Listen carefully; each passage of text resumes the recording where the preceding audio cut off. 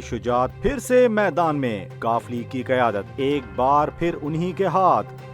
پاکستان مسلم league کاف کے intra party انتخابات مکمل ہو گئے، چودھری شجاعت حسین بلا مقابلہ صدر منتخب ہو گئے، طارق حسن سیکرٹری جنرل اور صالح حسین سینئر نائب صدر مقرر کیے گئے ہیں۔ شافع حسین کو پنجاب کا جنرل سیکرٹری، جبکہ ڈاکٹر محمد امجد اور غلام مصطفیٰ ملک کو اہم مرکزی عہدے سونپ دیے گئے۔ ایران اور امریکہ آمنے سامنے نہیں لیکن بات چیت جاری، عمان میں بلا واسطہ مذاکرات شروع۔ عمان کے دارالحکومت مسقط میں ایران اور امریکہ کے درمیان بلا واسطہ جوہری مذاکرات کا آغاز ہو چکا ہے۔ ذرائع کے مطابق بات چیت میں ایرانی جوہری پروگرام، امریکی پابندیوں میں نرمی، قیدیوں کا تبادلہ اور علاقائی کشیدگی پر توجہ مرکوز ہے۔ ایرانی وفد کی قیادت وزیر خارجہ عباس عراقچی کر رہے ہیں، جنہوں نے اپنے پیغام میں کہا کہ ہم باعزت معاہدے کے لیے تیار ہیں، بشرطیے کہ دوسرا فریق بھی سنجیدہ ہو۔ راولپنڈی کا نالا لئی پل بن گیا آرٹ گیلری، قومی ہیروز اور پھولوں سے سجاوٹ مکمل۔ نالا لئی برج کو پھولوں، پودوں اور قومی ہیروز کی تصاویر سے سجا دیا گیا۔ قائد اعظم علامہ اقبال، نشان حیدر حاصل کرنے والے شہداء، کھلاڑی اور دیگر اہم شخصیات کی تصاویر آویزاں کی گئی ہیں۔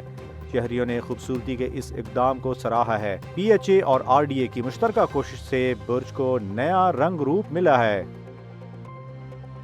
غزہ میں صرف بچے اور خواتین نشانہ، اقوام متحدہ کی چونکا دینے والی رپورٹ۔ اقوام متحدہ نے تصدیق کی ہے کہ 18 مارچ سے 9 اپریل تک غزہ میں ہونے والے 36 اسرائیلی حملوں میں صرف خواتین اور بچے جاں بحق ہوئے ہیں۔ ان حملوں میں رہائشی عمارتیں اور بے گھر افراد کے کیمپس نشانہ بنے۔ مارچ کے بعد سے اب تک 1500 سے زائد فلسطینی شہید ہو چکے ہیں، جن میں زیادہ تر عام شہری شامل ہیں۔ خان یونس میں حالیہ حملے میں ایک ہی خاندان کے 10 افراد شہید ہوئے، جن میں 7 بچے بھی شامل تھے۔ پاکستان سپر لیگ سیزن 10 کے دوسرے میچ میں کوئٹہ گلیڈیٹرز نے پشاور زلمی کو 80 رن سے شکست دے دی۔ راولپنڈی میں کھیلے گئے میچ میں کوئٹہ نے پہلے بیٹنگ کرتے ہوئے 3 وکٹوں کے نقصان پر 216 رنز بنائے۔ سعود شکیل نے 59، فن ایلن نے 53 اور حسن نواز نے 41 رن کی شاندار اننگز کھیلی۔ جواب میں پشاور زلمی کی ٹیم 217 رنز کے تعاقب میں 136 رنز بنا کر آل آؤٹ ہو گئی۔ سائم ایوب 50 رنز کے ساتھ نمایاں بیٹر رہے، جبکہ 5 بیٹرز بغیر کوئی رن بنائے پویلین لوٹ گئے۔ بالنگ میں ابرار احمد نے 4 کھلاڑیوں کو آؤٹ کیا، جبکہ محمد عامر اور عثمان طارق نے 2 وکٹیں حاصل کیں۔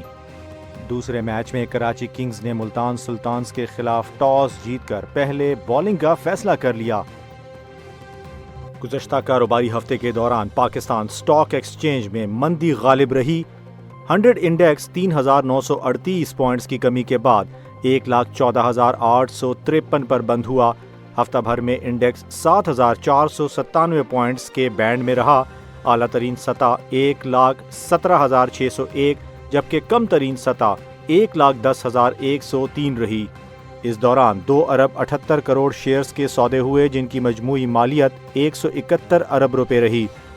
مارکیٹ کیپٹلائزیشن میں 361 ارب روپے کی کمی دیکھنے میں آئی، جو کم ہو کر 14,114 ارب روپے رہ گئی۔ قابض بھارتی فورسز نے ایک بار پھر مقبوضہ کشمیر میں ظلم کی انتہا کر دی۔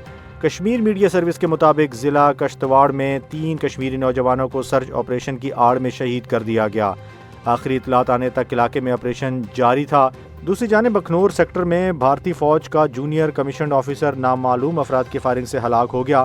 قابض افواج کے مظالم پر کشمیری عوام میں شدید غم و غصہ پایا جاتا ہے۔ وفاقی وزیر خزانہ محمد اورنگزیب کا کرپشن اور ٹیکس نظام پر 2 ٹوک موقف۔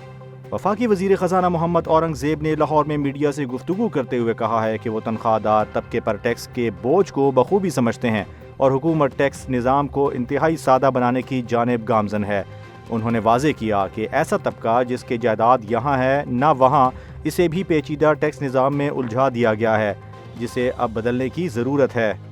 انہوں نے کرپشن پہ بات کرتے ہوئے کہا کہ اگر ہم رشوت لے رہے ہیں تو کوئی دے بھی رہا ہے، آپ سے درخواست ہے کہ رشوت دینا بند کر دیں۔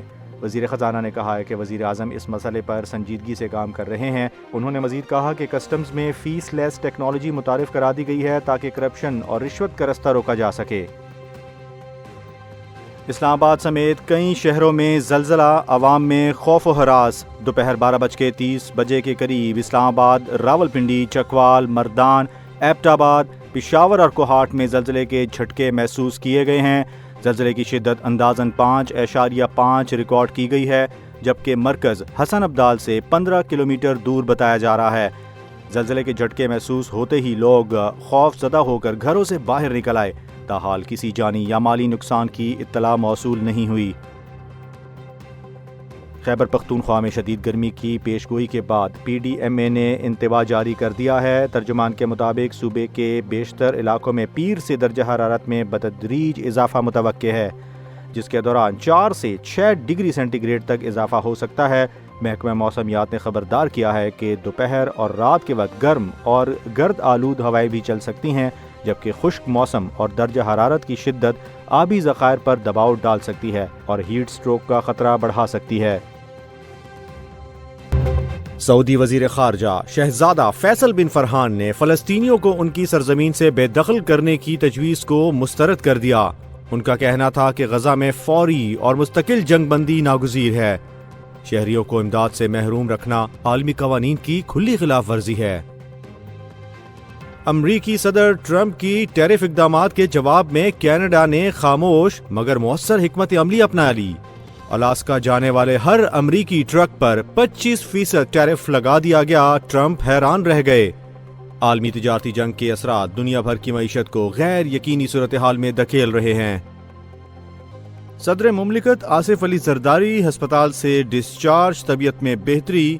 صدر آصف علی زرداری کئی دن سے کراچی کے نجی اسپتال میں زیر علاج رہنے کے بعد روبے صحت ہو گئے۔